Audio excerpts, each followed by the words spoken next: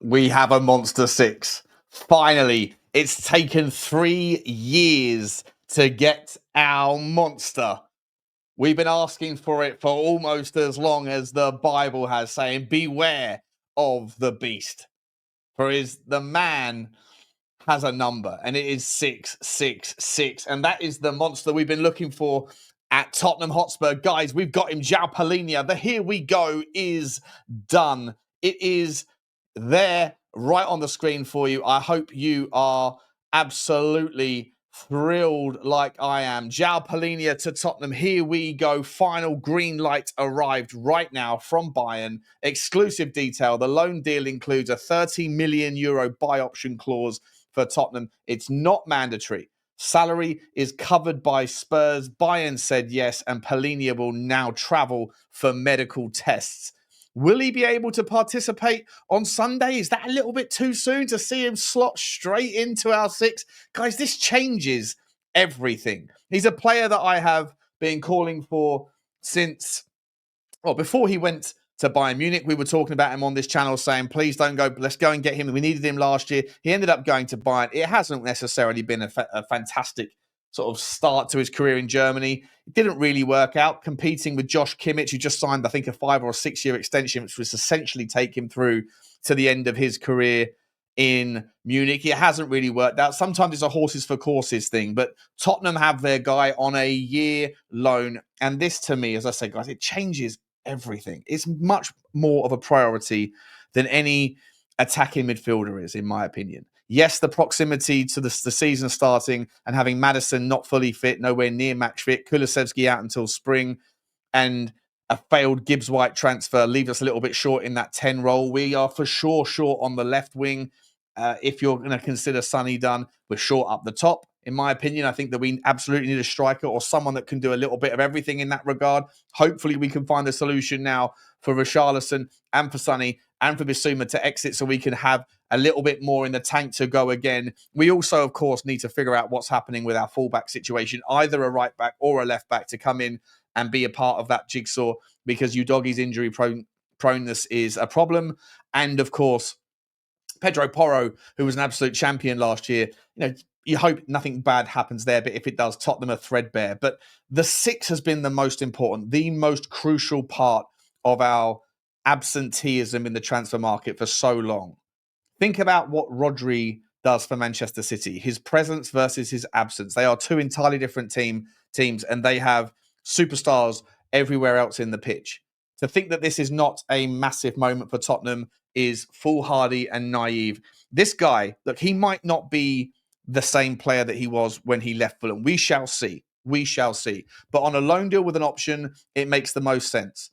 30 million euros, 25 million quid. If he can get back, if he was a horse for a course and was just the right place in the right league for that sort of guy when he was at Fulham, and he comes back and can do it in Tottenham's colours, it's phenomenal value, even at 30 years old, or 31 when we trigger the deal for 25 million quid. But even if it's not, even if he's just I'm not even saying a papering over cracks, even if it's a massive, massive gap filler that is just here for a year whilst we either nurture the talent that might be Archie Gray, figure out whether Berghvall's best position is in 6, 8 or 10, or whether we go out and find somebody else over the next 12 months and we have that time on our side to be able to prepare our scouts for a certain type of profile that can come in, maybe like a Morten Hulman next year, maybe like a Hugo Larsson, maybe like any number of other players, and Arden Jashari, if he ends up being a 6 more than just the 8, whoever it might be, whatever it might be, this buys us time before we make the big purchase, and it fills a giant hole. For those people that are saying that he is, he's past it and he's not a good passer, I'm going to quickly pivot just to remind you guys that everything that you need from a 6 is covered in this guy. His stats, his passing stats are phenomenal. 92.4% pass completion. He's not going to be threading the ball into the final third. He's not the sort of guy that's going to be doing rangy passes on the switch. He's not that sort of guy, but we have people around him that can do it. If Tottenham were to go and get a Lucas Paqueta that can sit in the 10 and play that 8, that beast of an 8 role, but can be more attractive, more advanced, imagine a midfield that had Palinia, a Lucas Paqueta, and a James Maddison at the top. Imagine a fully fit Decky slotting in next to this guy. Imagine a Lucas Berghvall if he does carry on with his maturity and his advancing technical skills under the coaching of Cochrane and of Thomas Frank. Someone like Palinia doesn't need to play in every game, every minute. That's not what you're looking for. But in specific environments, Champions League away days, Big Four, top 4 or 5 teams away from home, certain games at home, mostly away from home, when you need that kind of anchor man to sit there, to bully, to protect. Think about the games against Liverpool, against Newcastle United, when our midfield last year were walked through like a knife through hot butter. You need someone like a Palinia to come in and just chaperone. He's got leadership. He's got experience, Champions League and Prem proven. He knows how to win the ball back and then hand it over. The perfect guy for a transition. I've been calling for someone like him for 3 years. I've been calling for him since as soon as we knew that the Fulham deal was off. And then as soon as I found out in March or April, I think it was, I went on to Football Heritage TV with Sava, and we were talking about, rather than going and buying, doing the Mathys Tel thing, why don't we go and see if we can figure out Jiao Palinia? It makes the most sense. He's not happy there. It hasn't worked out, but he knows London. His friends and family are here, I believe. And it made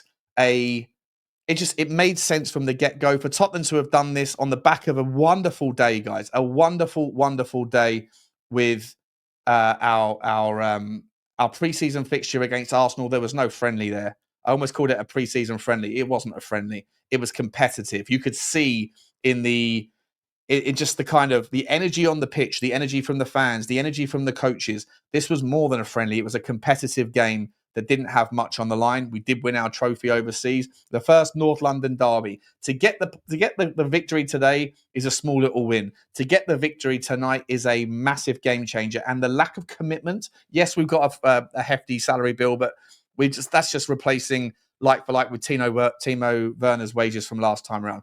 This, for me, guys, allows us now to hopefully go and get someone like a Lucas Paquetá in the 10, or if you wanted to be incredibly audacious, go and get an Eberechi Eze. If you wanted to be really audacious, go and look at a sort of a Mika Tadzi from Lyon. Go and get something a little bit different at the front end that can give us a little bit more output, a little bit more fire. Go and get someone at the back. I know I mentioned this yesterday. I didn't know about the guy's history with regards his crimes for beating his wife, and maybe one way to look at that is you don't want any people like that in your club, and I totally get it. At the same time, he apparently is remorseful when he's paid his debt to society. I think he spent 6 months behind bars, I believe. And look, he's a left back that would absolutely elevate us. I think he's unhappy at PSG, although he's come out and said that he's still going to fight for his place. But let's be honest, he's got a difficult sort of job trying to get in front of Mendes. To me, he can fill in on the left back and he can play left-sided centre-back. A top draw player. If Tottenham could go and get something like that done, if Tottenham now can go and get an 8 or a 10, whatever it is, that however Thomas Frank sees that, the fact that you have Palinia in certain games, it allows you to be more aggressive in the 8 and let them lean more forward. It also allows you in other games to be able to play a double pivot that don't necessarily have that defensive mindset if you expect that you're going to have a lot of possession. But if it goes wrong, or in a world where you get the kind of 1 or 2-0 lead and then you're trying to hang on and just sort of be that sort of resolute defense to finish out games. Palinia ticks so many boxes. This, for me, is the most valuable, the most logical, and the most exciting transfer of the summer. I couldn't be happier. And now, like I say, we've got a few days until Newcastle. Let's just hope that we get this deal over the line. It looks like it's all agreeable. There's no injury problems as far as I've heard with Palinia. He should pass the medical. Can he make it out to Korea for the game against Newcastle? We shall see. If not, then Bayern Munich shortly afterwards, and then PSG. Suddenly, you kind of get the feeling that maybe 1 or 2 more additions in the next couple of weeks, and Tottenham are not far away. A left winger is, for me, the next logical step. Then you can come back and fill that sort of 10 space, 10/8, whoever the replacement for Morgan Gibbs-White, the intended Morgan Gibbs-White. Where can we go next? Again, I know I've said it 4 times. I'll say it for the final time. Lucas Paquetá, for me, he's cleared of all his wrongdoing with regards to his betting issues. That, to me, makes a lot of sense. West Ham need money. Can we go and get the double bomber from West Ham? Elevate our midfield. Then we've got spite, we've got graft, we've got grit, we've got determination, we have technical excellence, and we have, for me, a value for money transfer in someone like him that you probably can't argue at around the 35 to 40 million pound mark, that you could make the argument for Morgan Gibbs-White. Forget about him; he's done. Why don't we get audacious and go to speak to Crystal Palace and say, look, I think the release fee, I think is that tomorrow's the last day. Can you imagine if tomorrow there was a double bomber and the Eberechi Eze was triggered? We've got the money. We haven't paid anything for Palinia. No loan fee, according to reports. Just the wages. We had £60 million earmarked for Morgan Gibbs-White. We had £70 million earmarked for Mark Gahey in January. Somewhere around there could be the money. And in someone like Eberechi Eze, you have the guy that can play the 10. You have the guy that can be the left winger. You have an absolute, a player that will unite the fan base almost as much as the Palinia one has, or probably more than the Palinia one has. If you can get that one done, and then with a few exits to someone like for Sonny to LA for 20 million quid or something like that, if you could get a Richarlison buyer for 30, 35 million quid, maybe to Brazil, maybe somewhere else in the Premier League. If you could get Bissouma into West Ham's hands, by the way, or to Brentford, where he wants to stay in London, then you're putting together a little bit of scratch. Then you can go and get that striker that you need, or maybe go back and get an Anthony Robinson, or as I say, a couple other players, maybe a Cambiasso from Juventus. Maybe it's time for a little Paratici rubber dub, and it would be absolutely sensational, guys. But this one for me, Palinia, he's just fantastic. Let's just have a quick look see again, once again at his stats, right? So we know he's a fantastic passer for the ball. Passes into the final third, 6.49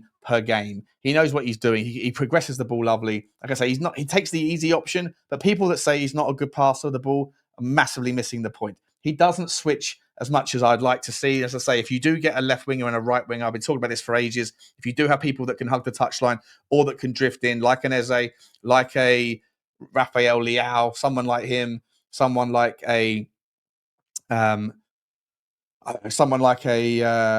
Fafana from Lyon, for example, then you have that threat. But what you need then is you need someone who can switch the play. He's not that guy, but maybe Berghvall or Bentancur could be that guy.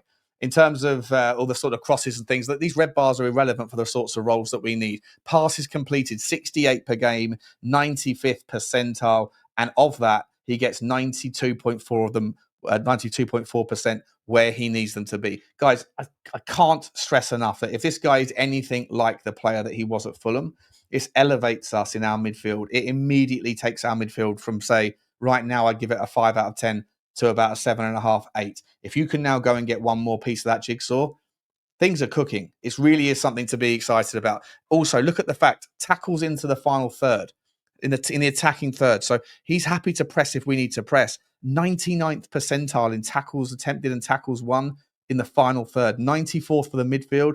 In the bottom third, that's not really where he sits in the kind of around the centre circle or more advanced. Tackles won. When he tackles, he gets it right. This is going to be the guy that can transition for us.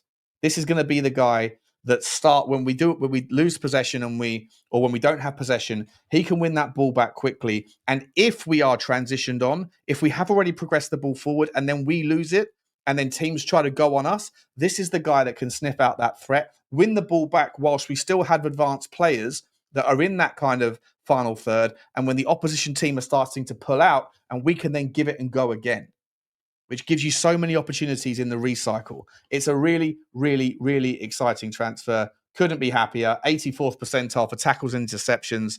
And look, he's not someone who's shy on the ball, is he? 85 touches per 90 on average. Gets on the ball more than 94% of all other players. Doesn't mind a carry either. 45 carries a game, 87th percentile. Doesn't carry it too far. He just wins it, moves it forward a couple of yards, and then finds someone to distribute it to. But that's what we're looking for in this sort of player. And as I said, guys, he doesn't need to play in every game. He doesn't need to play in the Burnleys at home, the Leeds at home. He won't necessarily always be in those sorts of environments. But when you're going away to potentially a Real Madrid, you're going to need someone like a Palinia. When you're going away to Newcastle at St. James's Park, when you're going away to Anfield, when you're going away to big, strong teams or teams that play fast against you, where you're trying to go on the counter and then you get transitioned on, that's where you need a player like Palinia. It's such a wonderful feeling that today we beat the Arsenal, and now we've gone and secured someone that, to me, is far more consequential than a lot of the other links that are out there. let's not rest on our laurels now. Let's go and get another one tomorrow or over the next couple of days and really kick our season, our pre-season into gear. Wonderful times, guys. I'll leave it there. Let me know your thoughts. Palinia, for me, I've been calling for a Monster 6. We finally got our 6. Well done, whoever it was who managed to make that deal happen, whether it's Vinay, Lang, Levy, whoever. I don't care. Thomas Frank. I'm not trying to pull up receipts. Just well done, Tottenham Hotspur. You got a really good player there. Really, really happy. Like, subscribe, and comment, guys. I'll see you tomorrow. As always, bye-bye.